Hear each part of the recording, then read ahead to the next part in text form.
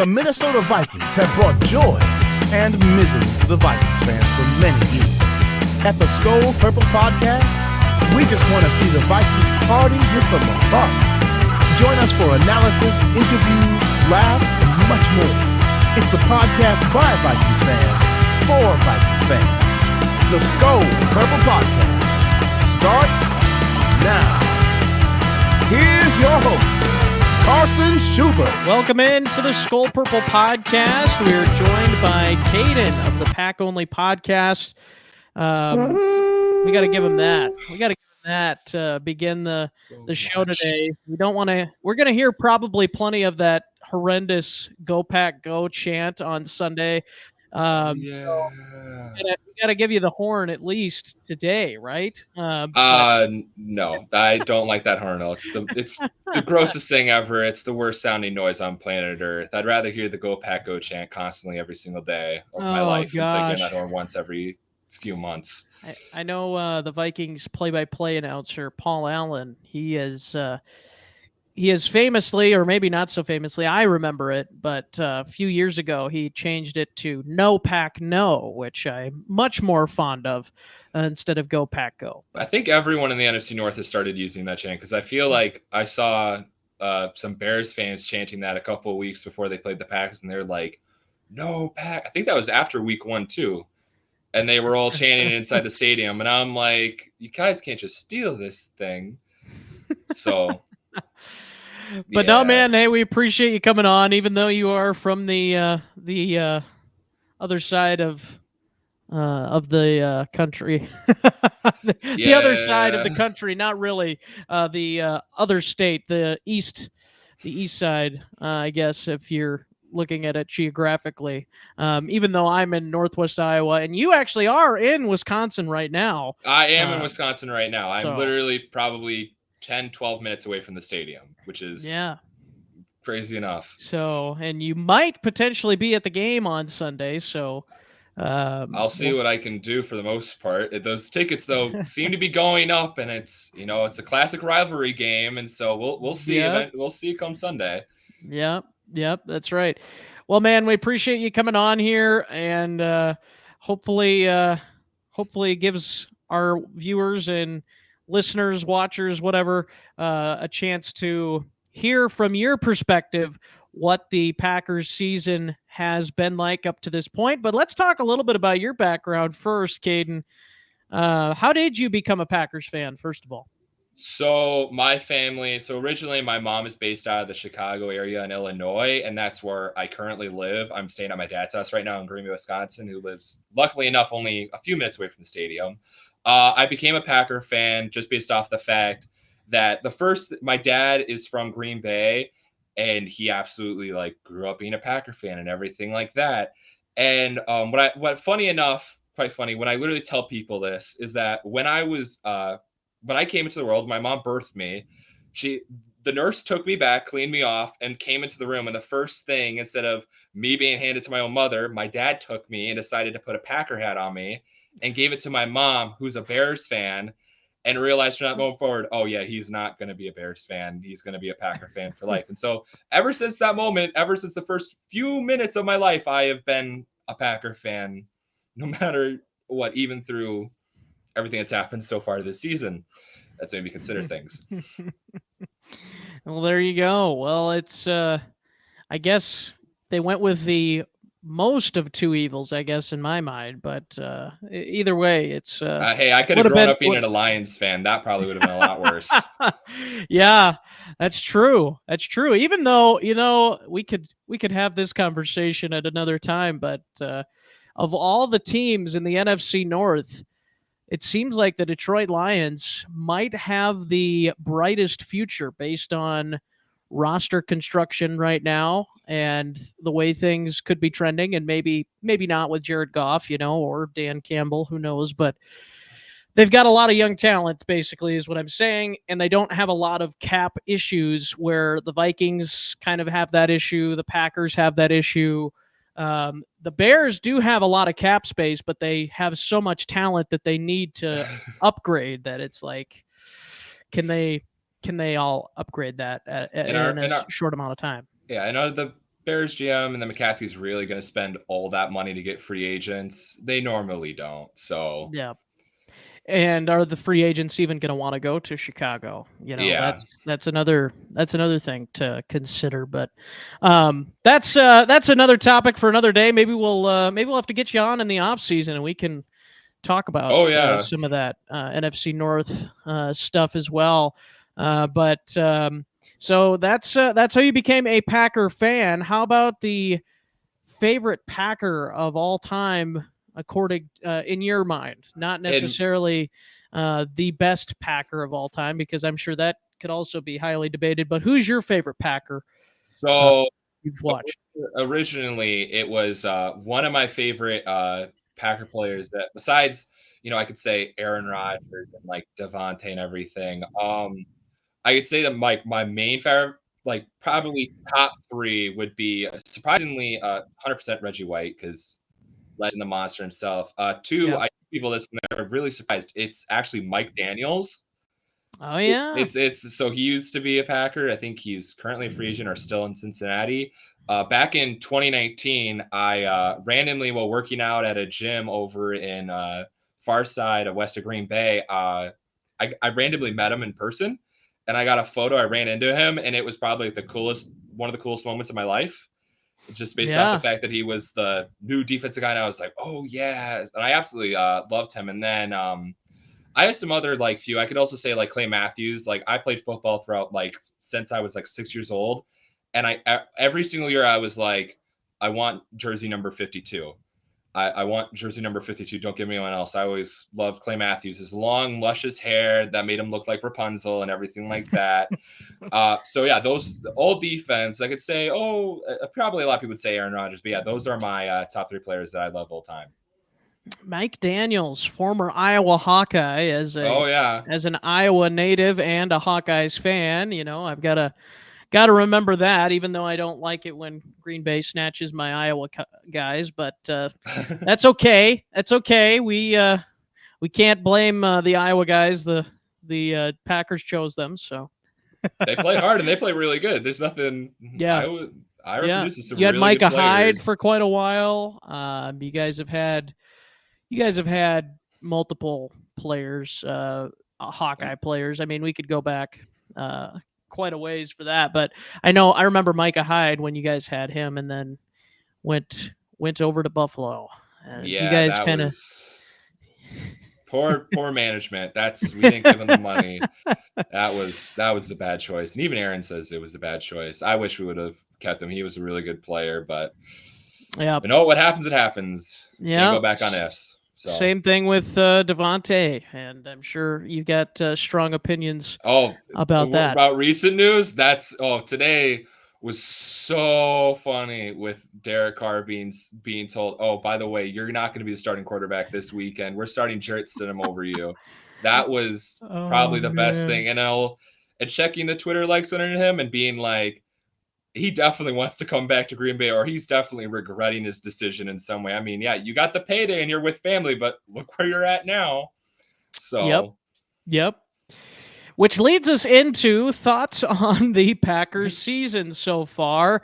Obviously, things have gone better as of late, but the middle part of the season there, it kind of looked pretty bleak for the green and gold over there. And now all of a sudden there is life.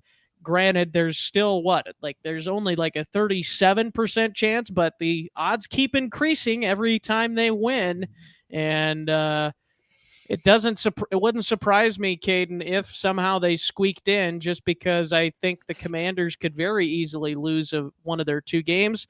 And I'm nervous about this game just because, first of all, it's primetime Kirk Cousins, which I know it's not a night game, but primetime doesn't necessarily mean night game.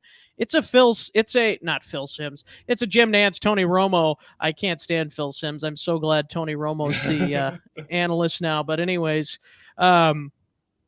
it's we saw what happened when the old CBS #1 crew came to Minneapolis against the Vikings and the Cowboys game. That didn't go so well. I'm not expecting quite that bad of a showing from the Vikings this week, but it does have me on edge a little bit going into this game. But anyways, let's backtrack to my question. Thoughts on the Packers season to this point? I would say so far this season, probably, if you would have asked me this question probably like 4 weeks ago, I probably would have been like, yeah, this season has been just not it. It's been pretty bad. This year, after these last few wins, I could probably say it's been below average to like, okay, let's see what happens. Just based off the factor, it's like, yeah, we've gathered some wins together, and we've had certain players such as Christian Watson, Romeo Dobbs, like actually look pretty damn good for them playing. I could probably say our rookie class so far this year has been absolutely impressive, to just exceeding, I think, everyone's standards for the most part. From, I think, Quay Walker having, I think, projected over 100 tackles this far this season, which is leading all rookie linebackers. Devontae Wyatt, for how much he only gets like 9 to 10 snaps a game, just based off the fact that for some reason the Packers decided to put Dean Lowry out there instead of him. And Not anymore. Not anymore. No, Dean Lowry's on IR, and he'll go. So, and I think Devontae Wyatt's going to go up against. I think from what I've heard, I don't know all your offensive line, but I from what I heard, your offensive line is not the greatest offensive line out there in the league. So that could be havoc for Kirk Cousins come this Sunday. And along with that, Christian Watson just exceeding, I think, everyone's standards. They're like, oh, second round receiver has to be good. But I think for what he's done so far this season, even though he has been getting injured and being on the injury list like literally every single week, exceeded his part. Romeo Dobbs, absolutely amazing. I'm trying to think of Ikambara, our outside linebacker and DN, has been absolutely stellar. And just the class overall has been absolutely amazing. So I can say that's a success. So our future is kind of looking slightly better. I want to look at everywhere except for the quarterback position, just based off the fact that Aaron is just up in the air there. But getting back on track so far, the thoughts this season, I do think Packers season could say somewhat a small success, but for the major part, just slightly disappointing. So, yeah. Yeah, it's interesting. I still had Green Bay winning this division going into the season. I had them at like 11 wins. That's kind of where I thought they'd be. I thought the Vikings would be one step below. I had the Vikings at 10-7. And I still think this team could win one playoff game and be done, but obviously they just continue to win these one-score games. They don't stop coming, and they don't stop coming, and they don't stop coming. But it's crazy that the Vikings are in this position, and not only could they potentially win the number 2 seed, but they could potentially still get the number 1 seed if Philadelphia falters these last 2 weeks, which is crazy to think. I didn't think that would even be possible this late into the season, just based on how bad I thought this defense would be, and it's proven to be pretty poor at times this year. But when it's been in the moments when they've needed to come up with a stop, they have come up with those stops a lot of times for the most part this year. So that's the thing that is maybe most interesting about this team, that it's way more clutch than it was the last 2 seasons under Mike Zimmer. And I think that's a lot to do with Kevin O'Connell and his change at the head coaching position, just bringing in that culture change, which the C word gets used a lot these days, culture, but it's definitely been a big deal for the Vikings this season so far. Now, will it be able to carry them to a postseason Super Bowl run? I don't foresee it happening, but who knows? Who knows? I've doubted this team throughout the course of the season, and here we are at 12 and 12-3 now. 3, so it's crazy how far this team has come from where I thought they would be at this point in the season. I guess from from your perspective, how have the Vikings come off to you as a team this year? As a team, I think personally, Justin Jefferson deserves to be in the MVP conversation no matter what. Probably deserves the MVP out of anything if Jalen Hurts sucks these next 2 weeks. And even though I think he's injured with the Eagles and Standards and everything like that, along with that, Kirk Cousins has impressed me, which I hate to say. It's the amount of old tweets that I have on it just bashing Kirk Cousins are probably outdated as hell because he's actually played not half bad this year. There's Vikings fans that would be right there with you, and who knows, there might be a few from me. It's like, yeah, Kirk Cousins has changed, and I think that's also with the culture change that I think Kevin O'Connell has brought in. I feel like this Vikings team as a whole also just kind of reminds me of that Matt LaFleur rookie season with the Packers in 2019 and how he was able to bring us what people thought of, oh, they're going to be really good. Their team is pretty poor. Aaron's probably going to regress. They're not going to have a really good wide receiver like Devontae. And I feel like the Vikings this year kind of embody that inside a way. I feel like those teams could be comparatively like really well. Like both teams' defenses, like front line, like run D wise, pretty decent. Pass D, like not the best. And I feel like Kevin O'Connell has exceeded. He's probably going to win coach of the year. I feel like he should be in the running for coach of the year. I don't care if the Eagles head coach. Kevin O'Connell deserves a lot of credit this year. And along with that, I feel like the Vikings have had a lot of injuries. Say it if I'm not correct, right? Yeah, in the second half of the season, the first half of the season they were pretty healthy, but the second half of the season there's definitely been a few more nagging injuries. Yeah, and for what they have gone through, I'll say I'm impressed, and they've exceeded all my expectations this year.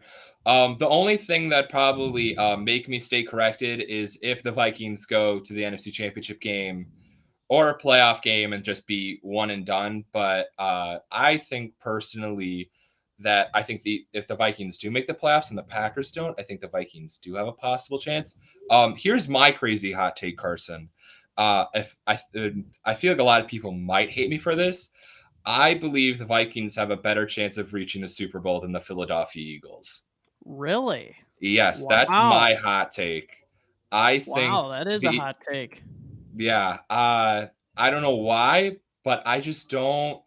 I mean, the Packers almost beat the Eagles. I think the Vikings had a really good shot against. I don't trust that Eagles team all the way. And even with Jalen Hurts getting recently injured, I'm like, I don't. You can't just change that all in 1 year. And also, along with that, I feel like they just have. People are going to be like, "That's just stupid, Caden. Why are you going to say the Eagles are going to be that bad? And why do you think they're not going to?" I think I posted or tweeted out somewhere that I think the Eagles are going to be a one and done playoff team, and I could easily see them losing to wild card team wise. I could see them probably losing to the Packers if the Packers get the wild card. The Lions, I could see them losing to the Lions. I could say if they reach the divisional round, they're going to lose to the 49ers and Brock Purdy, that's a whole nother talk. The 49ers fans. I thought the Packers are going to have a bad quarterback offseason. The 49ers franchise and all those fans had to deal with whatever that mess is at quarterback over at their team. And yeah, I just don't. And the Vikings could easily beat them. I just don't trust this Eagles team for whatever reason. I don't know whether or not there's no really stats to back that up completely. I feel like just my own thought and opinion just being my feelings towards this team are not as strong as I feel like Dallas could beat them. I could feel like the Vikings could beat them. The 40, every other team I feel like could beat them. And I just don't. I can't really put an actual point to it just besides that's my own thought and thinking wise. So yeah. Yeah, it's interesting. I have categorized the Vikings as a team that I think can beat anybody or at least compete with anybody in the league. But I also feel like they could get blown out by anybody in the league, as we saw with the Cowboys game. And now, obviously, Dallas is a really good competitor. But we saw in the Colts game when everything literally goes south, what happens. And I think there are teams that are in the playoff picture that have a higher floor than the Vikings, if that makes sense. Yeah. So that's kind of where I would go. But I do think the Vikings, when they are playing their best football, they can compete with anybody. I mean, you mentioned Justin Jefferson being an MVP candidate. Kirk Cousins has been playing really well when the lights not necessarily shine the brightest primetime wise, but when they shine the brightest in the fourth quarter in a lot of games. Oh, yeah. and so he's been able to do that as well. But yeah, that is a hot take, I would say. Definitely the national media would probably disagree with that, but I'm here for it. I'm here for it. So there are a lot of Packers fans and Packers Twitter that like to, and I don't know, you don't seem to be one of them, but that like to really diss on the Vikings record this season and the point differential and the DVOA, and it's like, all right, well, and then there's another Packer fan who I'm friends with, and he mentions it reminds him of the Packers from last year, that they were, that they maybe weren't as good as their record and all this kind of stuff. But anyways, it's an interesting conversation to say the least. But a question I have for you, and I know this has maybe changed a little bit, but should the Packers, instead of trying to make the playoffs, be trying to tank for a better draft pick? I know obviously you want to get in and you want to have a chance to go win the Super Bowl, all that, but do you really think that this Packers team can do that? Now, I know the expectation was that they would be in this playoff picture going into the season, but now have the views sort of changed where you should be trying to tank to get a better draft pick, get a top tier talent in there? Or are you kind of at this point, that the fact that they've won so many games in a row now, it's like, okay, you better be going for this?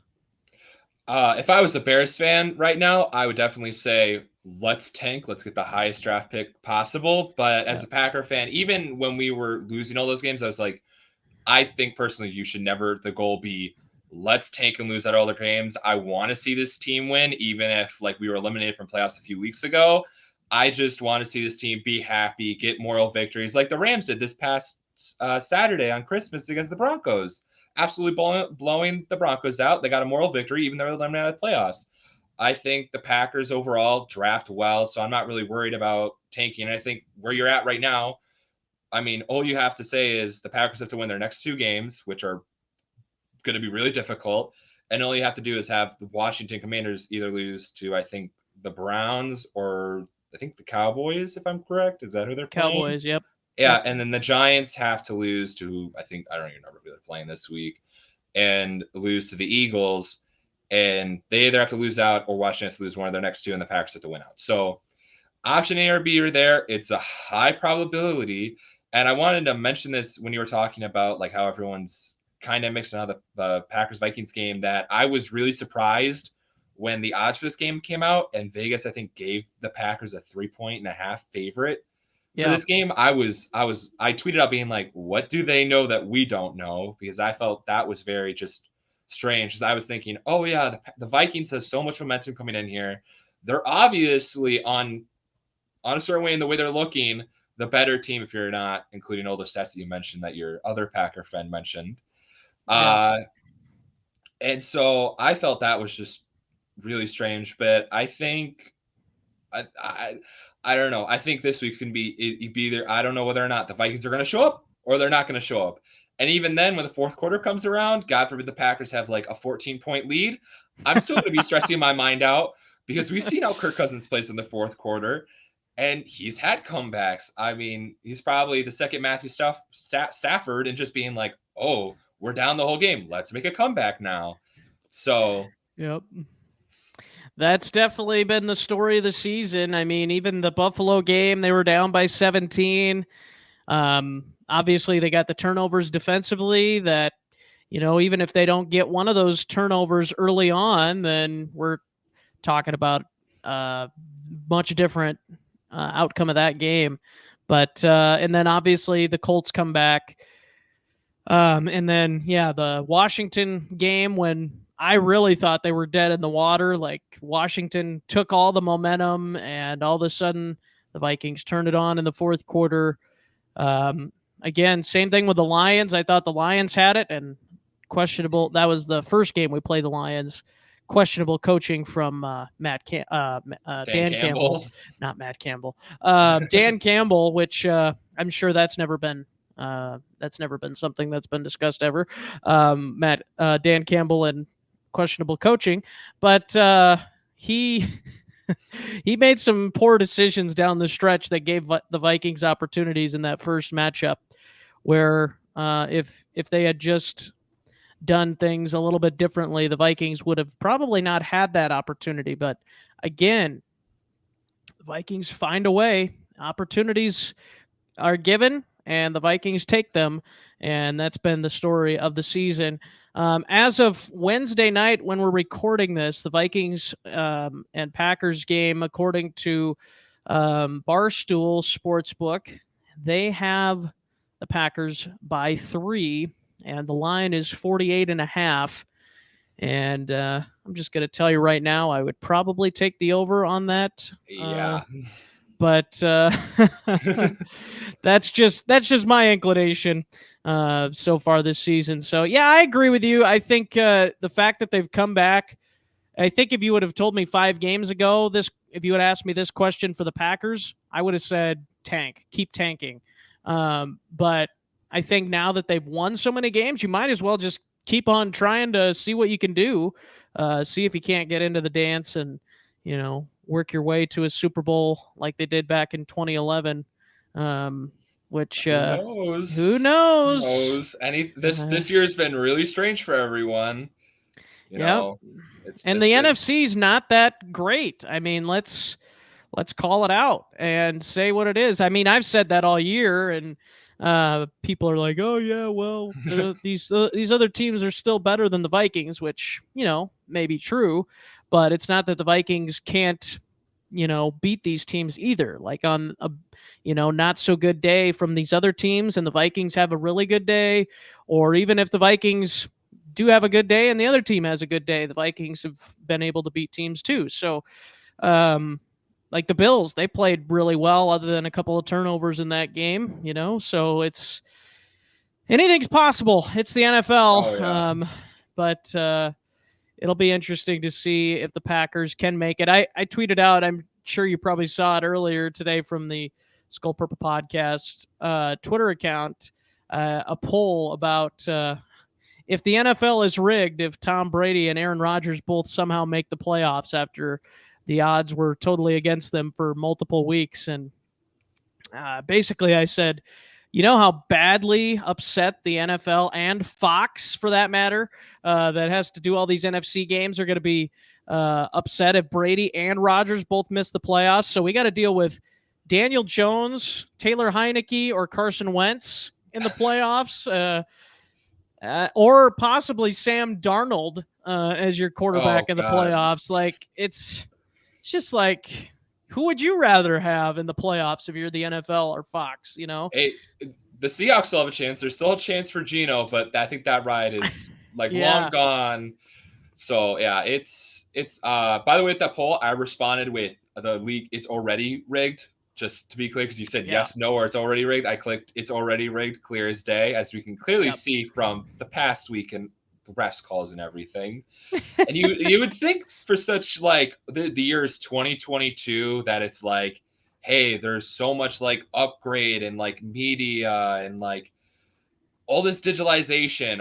Why can't we tell if a catch is inbounds or out of bounds, and why isn't there more cameras on the pylons? Yeah, and to even go further on that, Caden, why can't we get more of these expedited reviews where it's like the NFL official upstairs just quickly says, nope, it's incomplete.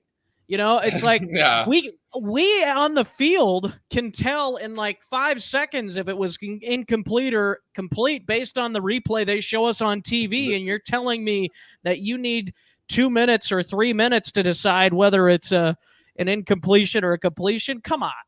I mean, they throw it up on the Jumbotron in the stadium, and you can hear everyone in the crowd react, and you already know what the response is, and the ref is normally like, I got to give it another look. I got to see this. And you're like, come on, you're just wasting our time now, bro. Yeah, or even penalties now, too, where it's such an egregious miss, and officials from upstairs, they should just be able to buzz down and say, hey, you need to throw a flag here. That's where I think it needs to get to as well, and it's not that hard. It wouldn't expedite or it wouldn't prolong the game that much, I don't think, if you have those guys, like I said, getting the word from people upstairs extremely quickly. And yeah, that's a whole nother topic, but it's definitely something that the Yeah. NFL needs to get better at for sure. Oh yeah. So I've got to ask a couple other questions before we Oh, actually great. get into the Vikings game. So this is more off-season stuff, but I'm interested to get your thoughts on this. So a scale of 1 to 10, how confident are you in Jordan Love in 2023 and beyond? I'm Oh not saying he God. will be the starting quarterback in 2023, unlike Mark Schlereth said earlier this week, but I am interested to hear your thoughts if the Packers have to rely on the arm of Jordan Love. Well, I feel like if the Packers do make the playoffs, then I think it's for sure fact that Aaron Rodgers is most likely going to come back next year. And I think he's already said it and like hinted at it. It's like, oh no, I'm not going anywhere. But I feel like if the Packers don't make the playoffs, then I feel like they're going to have a long discussion on, hey, maybe Jordan is our guy. And I think this year is whether or not to extend him for his 1 year extra year for his contract. And that's an important thing because we've only seen, I think, 2-3 games out of the dude. And against the Chiefs last year, didn't look that great. Against the Eagles this year, you could see there was improvement, even though everyone was like, all he did was throw a slant. You could tell in the pocket he was reading guys. He looked a lot better than last year when looking back and forth, even though I think he only threw like 9 passes on the night.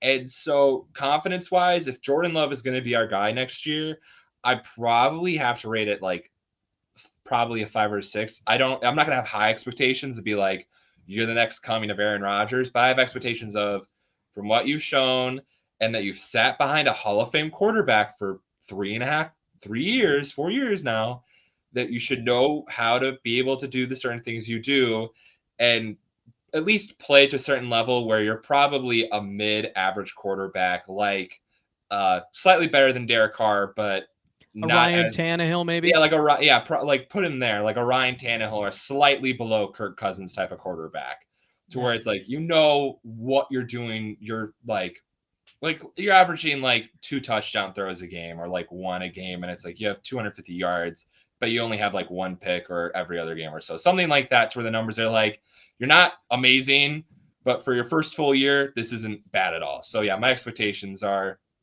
hey, if you're going to play this, I want to see this out of you. And I won't be the type of guy, because when I went to the game on Monday night against the Rams, literally 3 seats over from me, I had a fan being like, throw Jordan Love in. He's a better quarterback thrower than Aaron Rodgers. And I tell you, Carson, watching the game live in person from the seats I was at, the TV doesn't completely show it, but seeing the routes and how players get open is just like a whole nother level. And actually seeing Aaron Rodgers throw the ball, I was kind of like, this is not good looking, for how old he is. This is like, he can't throw the ball past 30 yards downfield, even though this past week in Miami, that's another good question to put up. Which I was just going to say, that leads me to this question. How long will Aaron Rodgers stay in Green Bay? Now, I do want to say one thing about Aaron Rodgers. Obviously, I can't stand him personally. I can't stand him because he's a Packer and all of that.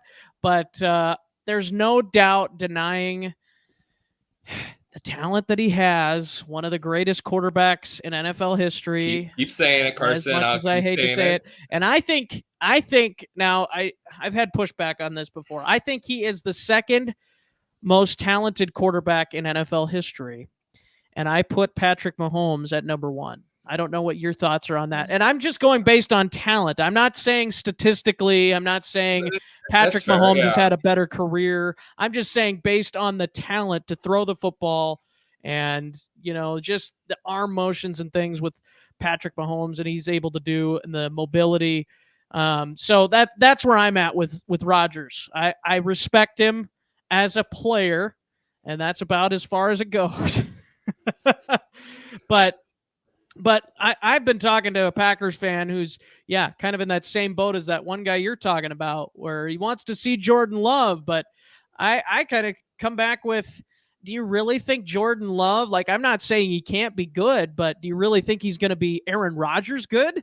Like, No, it's not going to be if first year turnaround he has what Patrick Mahomes had in 2018 where he threw like 50 touchdowns, then I think we're all going to be high on dopamine being like, no way we got 3 Hall of Fame quarterbacks in a row. And I think every single team in the NFC North would absolutely lose their shit if that were to actually happen. And being like, no way you just had like what, make it 30 years since we traded for Brett Favre in 93, 94? 92. It's Yeah. 92.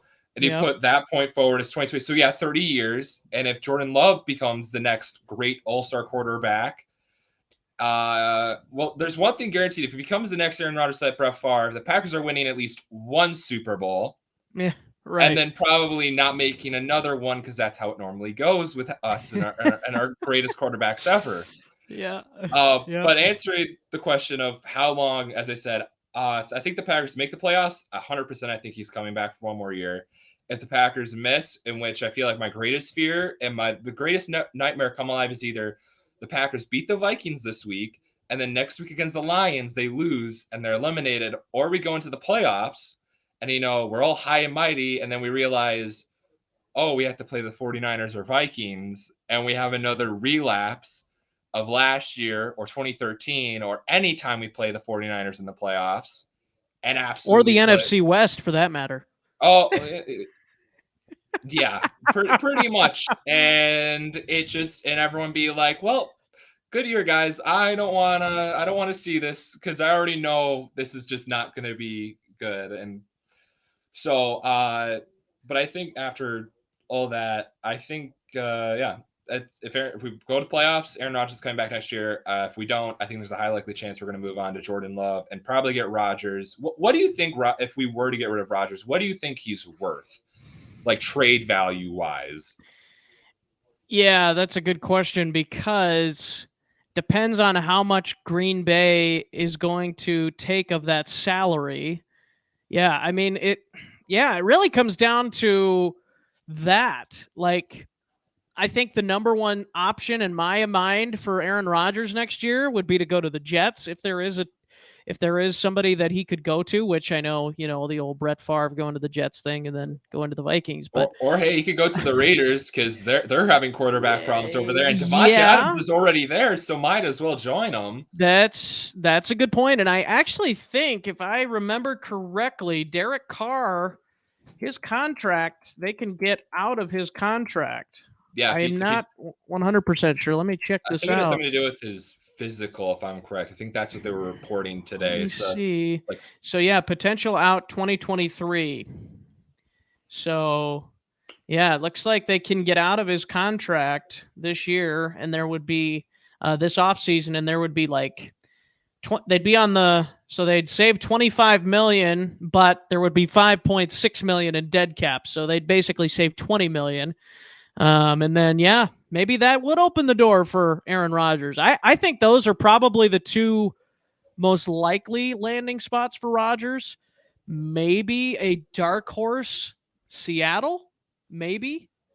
But I don't see that happening. I'd probably put the 49ers over Seattle. Really? The 49ers? Yeah, because it's his home team. If the Packers are like completely, they're like, okay, we're going to move on from Aaron, I think he'd probably want to play for the team he grew up watching. But as I said earlier, the 49ers and their quarterbacks are more of a mess than the Packers are, because at least we have two quarterbacks. We have either Jordan Love or Aaron Rodgers. The 49ers have this triangular mess here with Jimmy Garoppolo, which is like, yeah, there's your average quarterback there. You have Trey Lance, who you traded three first-round draft picks, if I'm correct, to the Dolphins to get. Yep. Which is like, okay, and he got injured earlier in the year. And now you're telling me this Brock Purdy kid, Mr. Irrelevant, is going to lead your team to the playoffs? And he's actually performing really good. Oh, playoffs?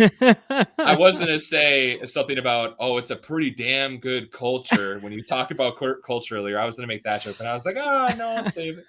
If the 49ers are like, let's just clean house with the quarterback, and then the Packers are like, let's get rid of Aaron, see what's possible, I think he could go to the 49ers. But yeah, I think the likely 3 teams would probably be the Jets, because the Jets are a mess with Mike White and Zach. The Jets have already said I think they're kind of done with Zach Wilson. I think that's internal reports of what they're saying, which is like that's just rough for them. Raiders, that's clear as enough because it's Devontae, and then 49ers home team, and then I don't really know if there would be any other like teams he would like decide maybe I want to go to.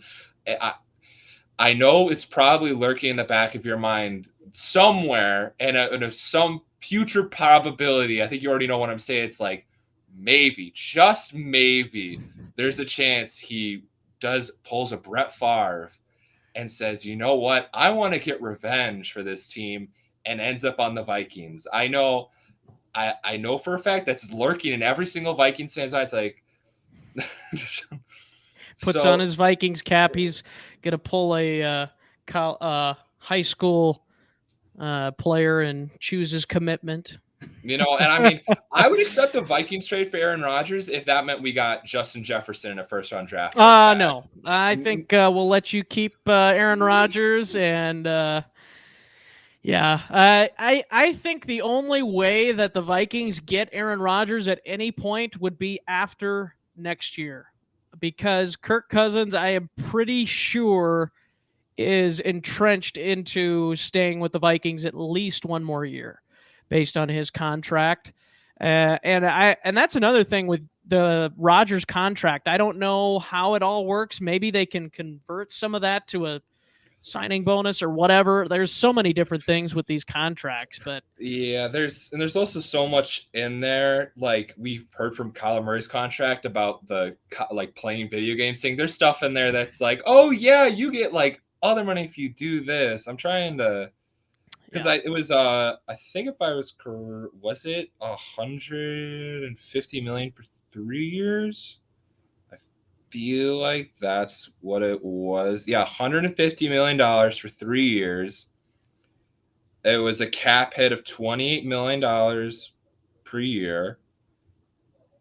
I'm just trying to look at the numbers. So cap hit this year was 28 million. Dead money wise, if we were to get rid of him pre-June, $128 million, which is not a lot, not good money. If we were to keep him for another season, cap hit would be 31 million, and then dead cap would be like 68 to 99 million, and then everything's just based off a basis of, hey, you want to do a contract extension for another year, which I don't think he's gonna play into his like, because he's 39 right now, if I'm correct. Like he's old, and he's already said he doesn't want to play as long as Tom Brady. So I'm a little surprised based on his ego that he doesn't want to try and break all of Brady's records, but I don't know if he's on pace to break any of probably Brady's not. records. I mean, he'd probably have to be 50 by the time he broke some of those. I mean, yeah, because I mean, the Vikings broke his collarbone. Not what? Yeah, correct. The Vikings broke his collarbone not once Anthony or twice. Barr. Yeah, I despise Anthony Barr. That's I hate him so much. There's only a few Vikings players that I've ever liked, and I think I tweeted out or said it's like the only 2 Vikings players that I like right now currently on the team is your kicker, because dude is big as hell. Ryan Wright, the punter. Yeah, Ryan. Yeah, the punter. That's what I meant to say. I absolutely liked him. I wish the Packers would draft him out of the draft. And then along with that, Chandon Sullivan as another guy Former that I Packer. really appreciate. Yeah, he was a former Packer. I don't like Zadarius Smith. That was a mess of its own. But yeah, no, I like Chandon Sullivan, and I think he was correct on when playing the Colts. When officiating, back to it again. Yeah, like somebody tweeted out today that Zadarius Smith has more than any player on the Packers of all of these different stats, and I was just like, feels pretty good.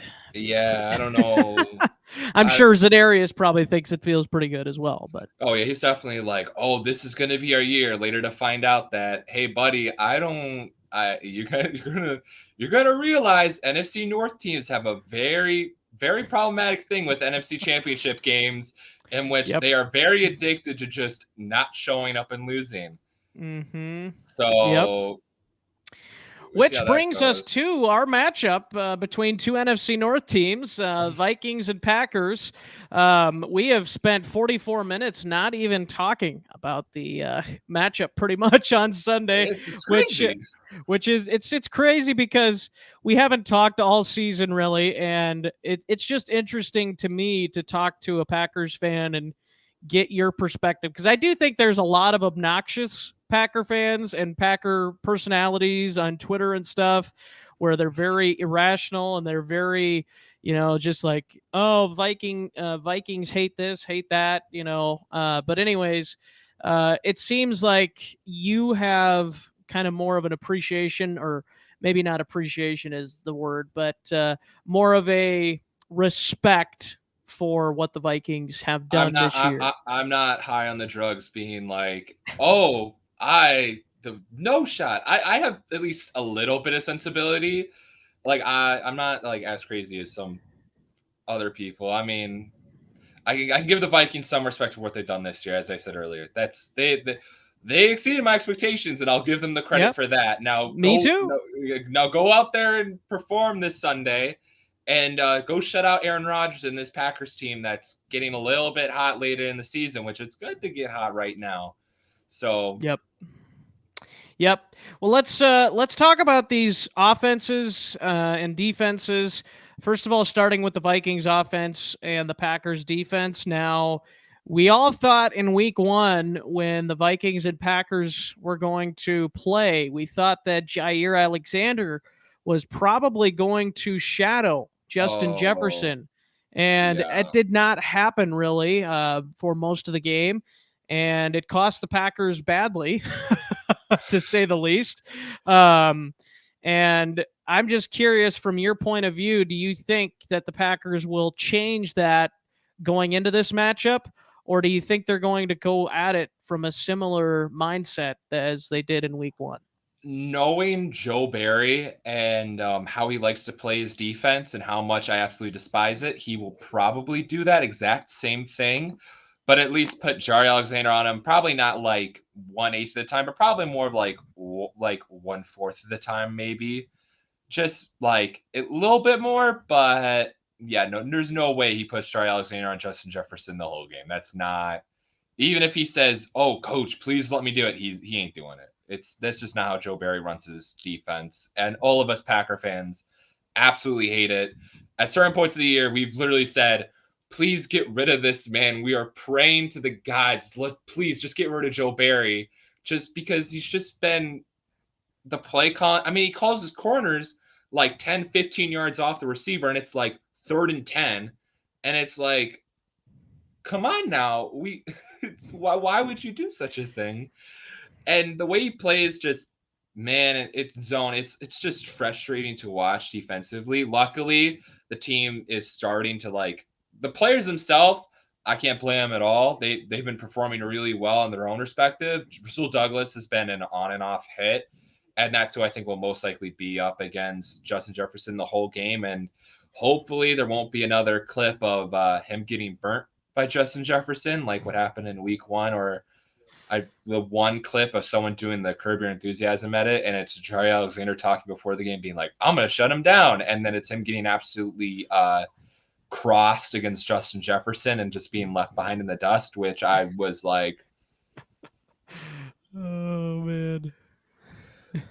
but yeah. So this defense is going to have to do probably a lot to stop him. I'm not worried.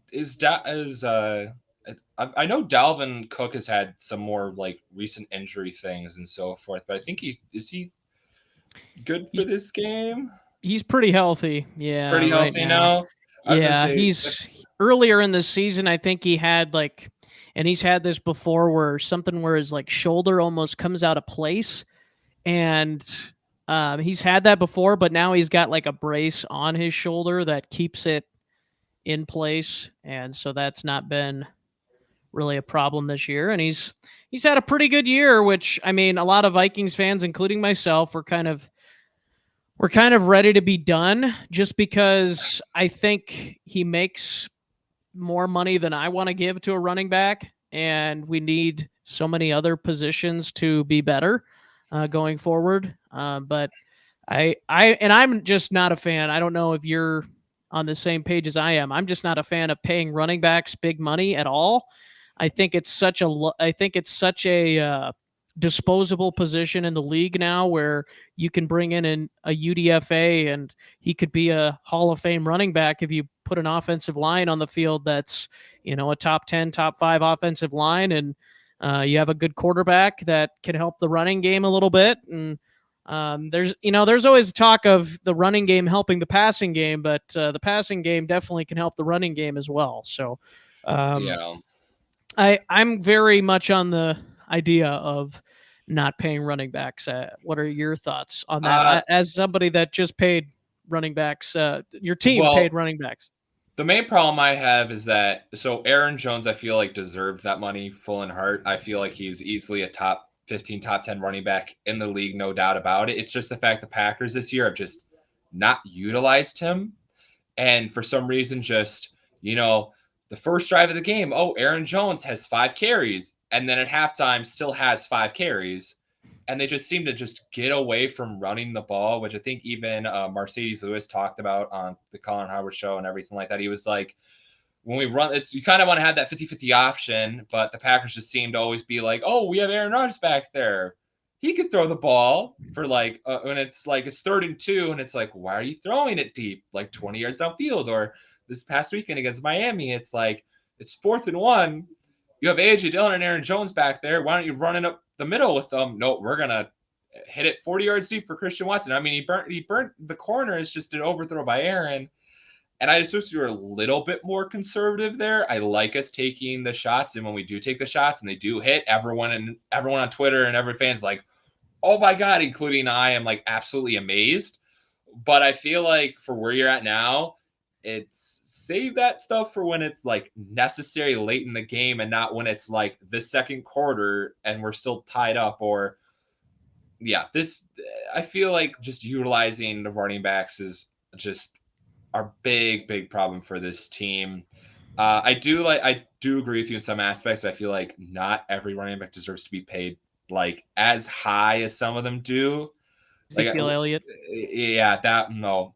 I think the Cowboys are getting rid of him this year. I think that's another hot take of mine. I think they're going to stick with Tony Pollard just based off the fact that he's been more efficient these last 2 years instead of Zeke.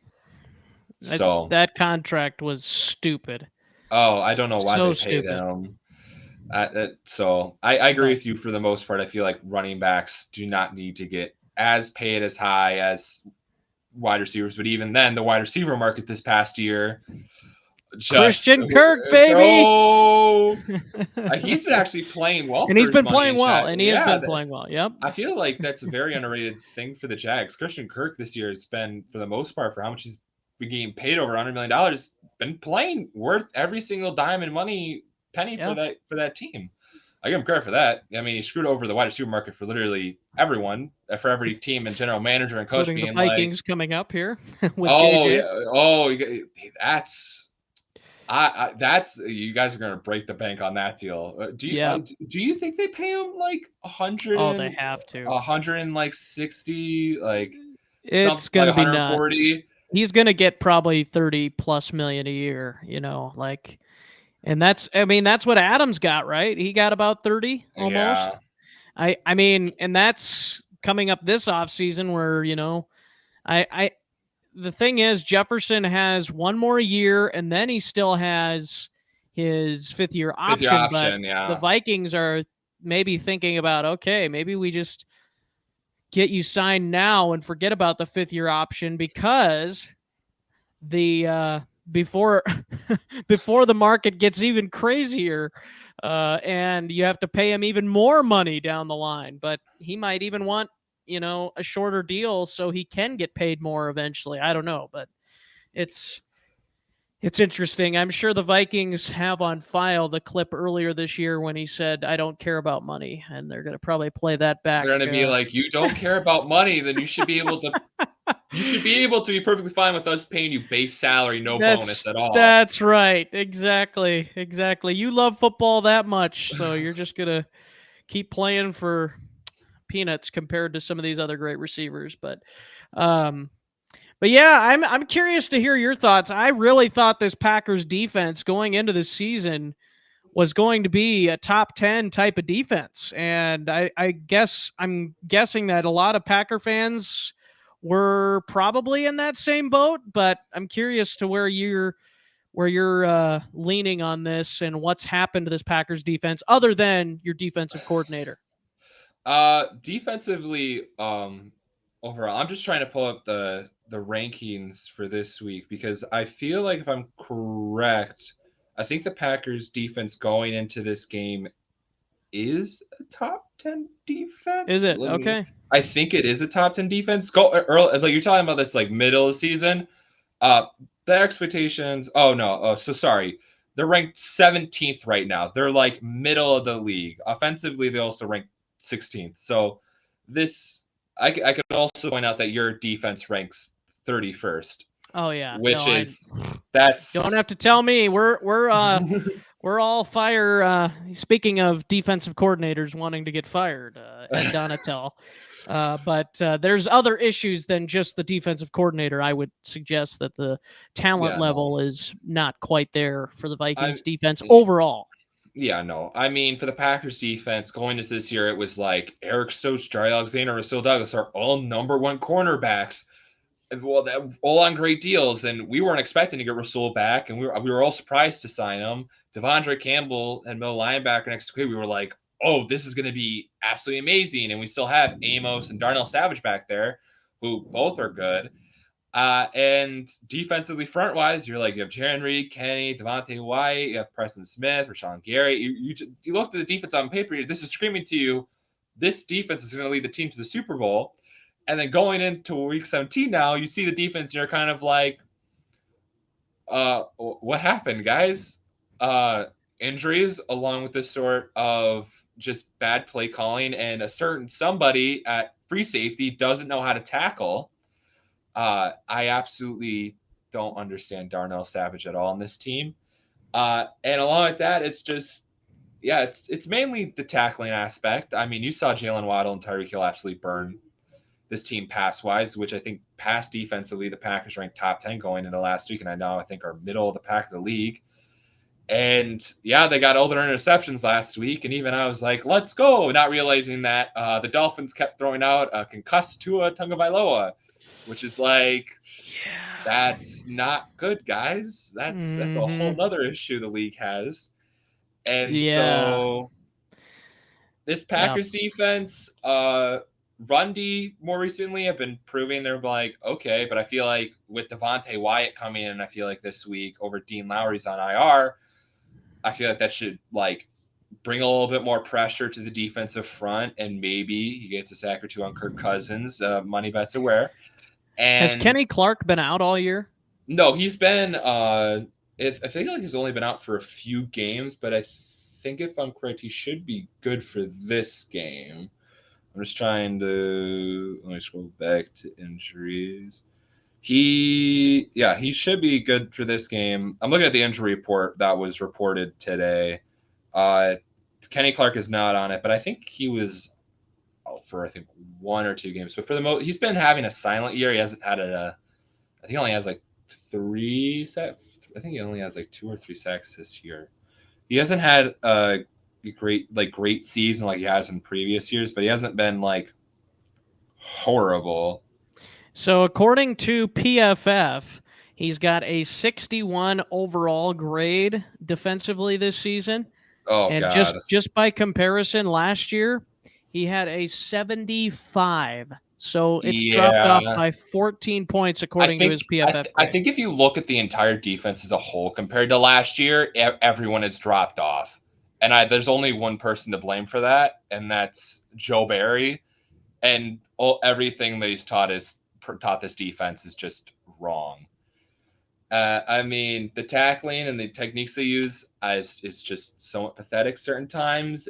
And it's like, as I said, I can blame it all on Joe Barry, unless next year it's like they suck again. But everyone in the preseason, as I said, this Packers defense was supposed to be all hype. This is going to be amazing. But this defense, for the veterans, has not been the best year for certain players. And as for some of the rookies, not that bad.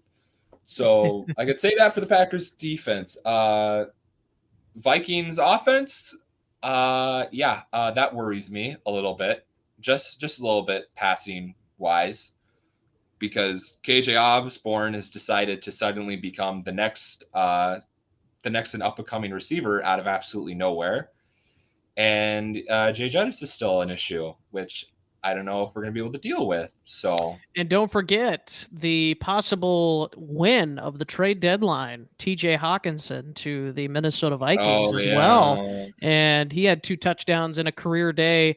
Most receptions by a Vikings tight end ever in a game against the Giants this past week. So another option there. And then you couple that with still Adam Thielen is still a person, whether or not we forgot about Adam Thielen. And that's exactly right. And that's what's so good about this Vikings offense. I do think Adam Thielen has dropped off a little bit this year, but I think you put him in. He's getting up there. Yeah, he's getting up there, losing a step with the speed, and speed's never been really a big part of his game, but I think it's definitely contributing to him having a down year. But yeah, the fact that you have him as like your 4th or 5th option now on this offense, it's like pretty crazy, all the weapons that they have.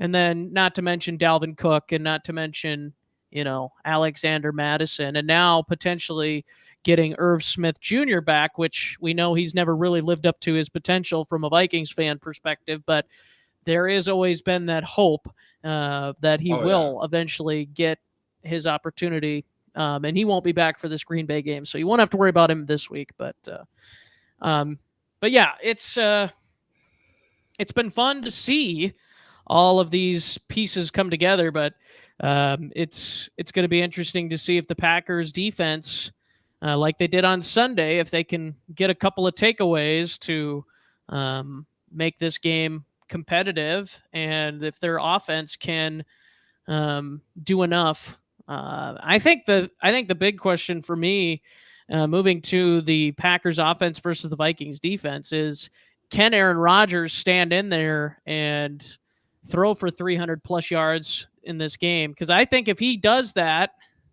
and is successful against his Vikings defense, we all know he's capable of doing it based on his past, but if he's able to do that, I think the Packers have a good shot at this game. But if they can't throw the ball that well, which there's no reason that I don't think they wouldn't be able to, because the Vikings pass defense, as you mentioned, ranked 31st in the league.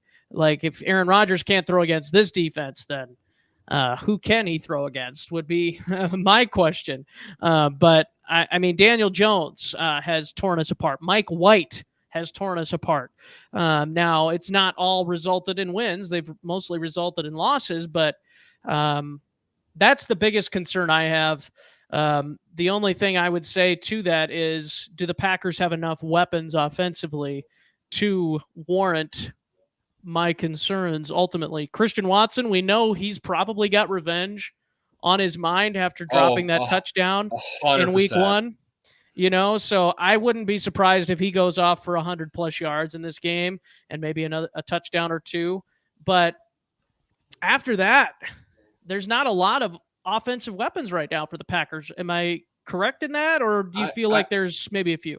I mean, besides, I think consistently, if Aaron Rodgers throws for 300 yards, I feel like the Packers are going to win the game, because consistently he's just been averaging, I think, 200 to 250 yards a game, which is like, Aaron Rodgers, you don't think he'd be throwing this low for amount of yards per game, but I think that's another thing warranted. Offensive weaponly, Christian Watson, big name. What I'd love to see is first snap of the game, Packers have the ball and they just throw it deep to him, and he burns Patrick Peterson deep and just runs it in for a touchdown. I think absolutely everyone would lose their shit inside the stadium, and I think everyone around the country would be like, okay, that was very unexpected, but I think easily he's going to have revenge against them. Al Nazard, I mean, He's a big blocking wide receiver. I mean, I think a decent amount of people saw he block checked 3 Miami Dolphins players all at once. That was a nice clip.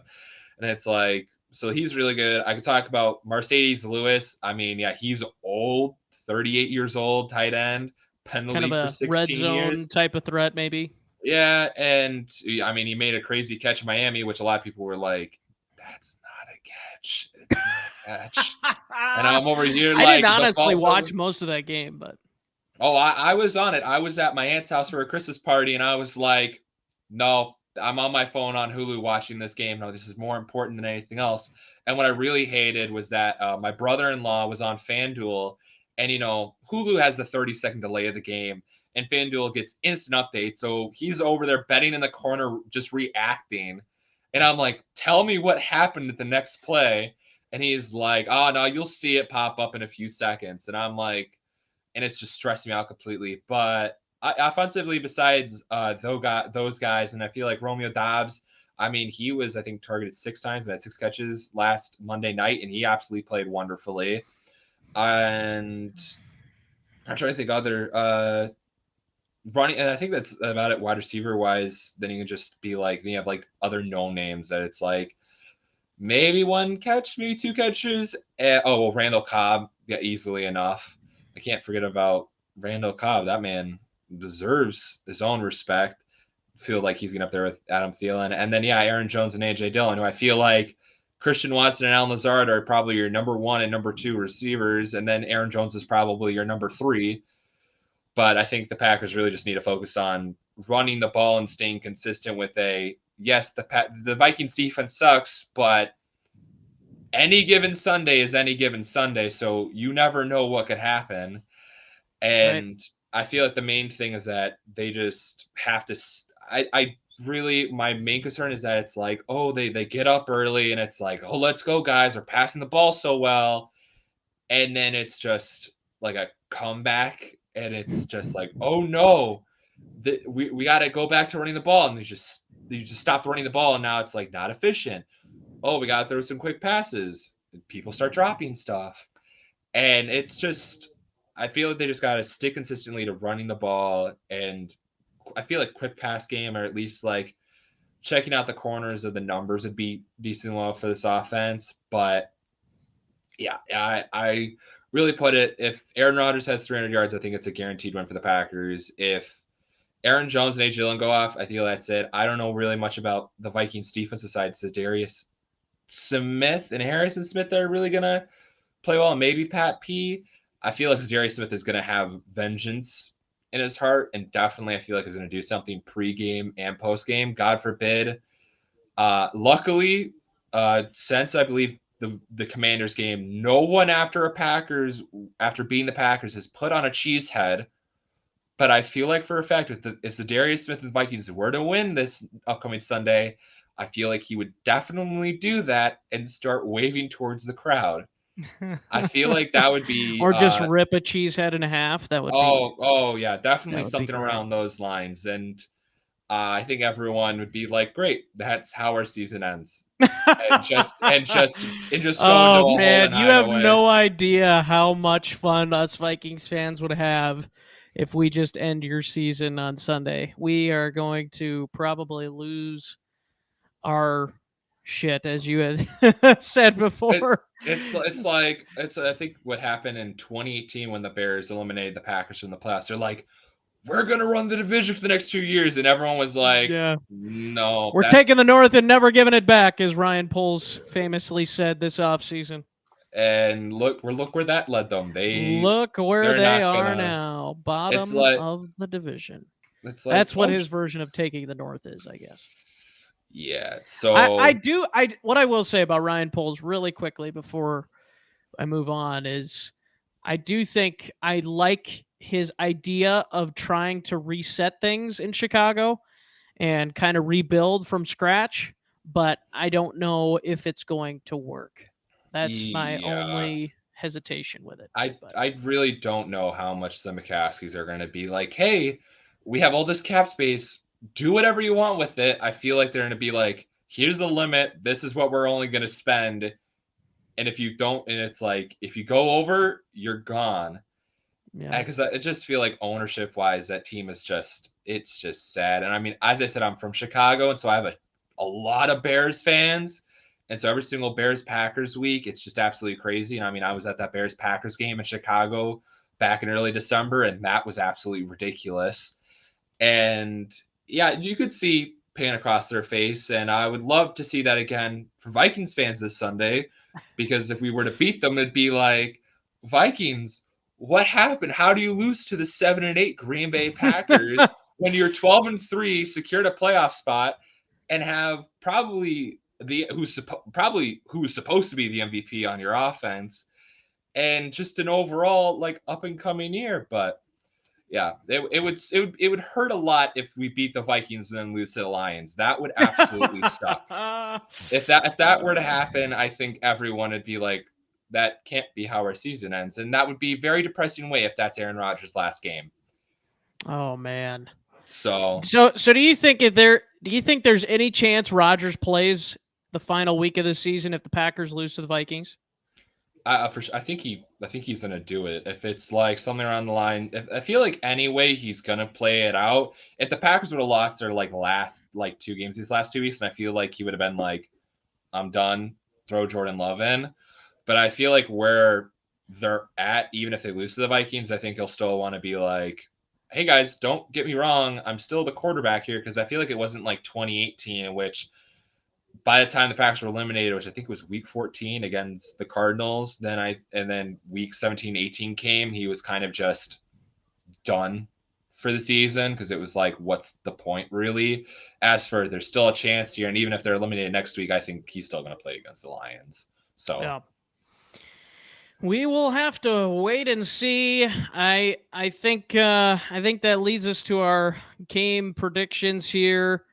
And I know this is hard for me to say, but I really do think that the Packers are going to win this game. I just have Carson, no, a bad feeling about this game. It's so wonderful to my heart you saying that. You think that my team, the Green Bay Packers, who are 7-8, who have probably a mid offense at best and a mid defense at best, are gonna beat the 12-3 Minnesota Vikings? Aaron Rodgers is still Aaron Rodgers, man. I mean, I know he's not having, maybe the best year of his career, but he can torch this Vikings defense. I know he can torch this Vikings defense. So you think the Packers are going to win? What do you think the score is going to be? And then who do you think are going to be the main reasons the Packers win? Because then I'll say that. Yeah, so I think 34-24, something like that, because the Vikings can't lose one-score games, apparently. So if it's a one-score game, then the Vikings are winning. I mean, that's got to be, right? Like, I don't think there's anything that would lead me to believe that. So I will say that. So yeah, it's probably going to be like a 10-point win or something for Green Bay. Maybe they ice it with a late field goal from Crosby or something. Oh, that would be nice. But I just have a feeling the Vikings, they have stuff to play for, but I could just feel like the Vikings players, the sense of urgency maybe isn't going to be quite there this week. And I think the Packers, with everything to play for, like they literally have to win out. Oh yeah. I think that just adds more fuel to their fire. And I mean, I'm not saying the Vikings won't be hyped up at all, but I think the Packers are going to be even more hyped. And I know, hype doesn't win a game, but I do think that Rodgers is going to rip the Vikings defense a new one, so to speak. And I think Jair Alexander probably comes away with an interception in the game. And I think the Packers are going to probably try and blitz Kirk a decent amount. And that's been what really has hurt Kirk Cousins at times this season, is when the blitz comes with more than 4 pass rushers. That's been the big key thing. And I think the Packers are going to bring 5 or 6 guys quite a bit in this game to try and throw him off his spot and come away with a must-win game. I think that's why I wouldn't be heartbroken if the Vikings lose this game. I mean, obviously you want to beat the Packers and you want to keep fighting for that number 2 seed, but I just think that it's so much more meaningful to you guys right now. And No, I would be love playing the it. long game here. And you're just as like, oh, we lose to the Packers and we win next week, and then if anything happens, then we face them in the playoffs. Then we kick into high gear, and then we beat them in the playoffs, and That's right. ruin it even more. Well, I would hate to beat you now and then somehow you guys sneak in and then be like the 2004 Vikings Packers game when the Vikings lost to the Packers twice in the regular season, and then the Packers lose to the Vikings in the postseason at Lambeau, which I would much rather lose to you now, and then if you somehow still made the playoffs, which you could very well. I mean, your chances increase if you beat the Vikings, obviously. Oh, but I would much rather beat you then. But I would also say this: the Packers are probably not in my top 3 or 4 teams I want to play in the postseason either. So that's a whole other thing. But okay, well, so and then I'll say 34-24. Go ahead and give your 34-24. prediction. I think it's going to be simply enough. What do I say? I'm going to say 34-31. I think the Packers are going to win it on a Mason Crosby field goal, and it's going to be the first loss the Vikings are going to have in a one-possession game. I think it's going to be really close. I think Justin Jefferson is going to go probably for 150 yards and a touchdown, and there's going to be at least one clip of him burning one of our cornerbacks. And at the same time, I think Christian Watson is going to go off and have over 100 yards and also burn one of your cornerbacks. Yeah. And I feel like Aaron Rodgers is going to have – I'm probably going to say he's probably going to have a midnight. Like probably have like 250 yards and 2 touchdowns, but I think he's also going to throw an interception. So I think it's going to be – I think personally it's going to be a really close, good game, but I have the Packers on top. And I'm going to pray to the gods that they win, because if they lose, then that's pretty much it. Now, who do I have left to root for? The Lions? Who do I want to win after the Packers if they lose? I don't think we want to root for anyone. We want to root for our own team. So there you have it. As much as I hate to do it, I picked the Packers, and hopefully I am wrong. But you're going to be right, probably. As much as I hate to say it, I think this is just a classic Vikings letdown type of game right here.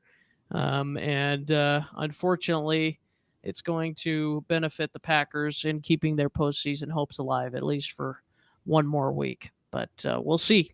We'll see what happens. Maybe the Vikings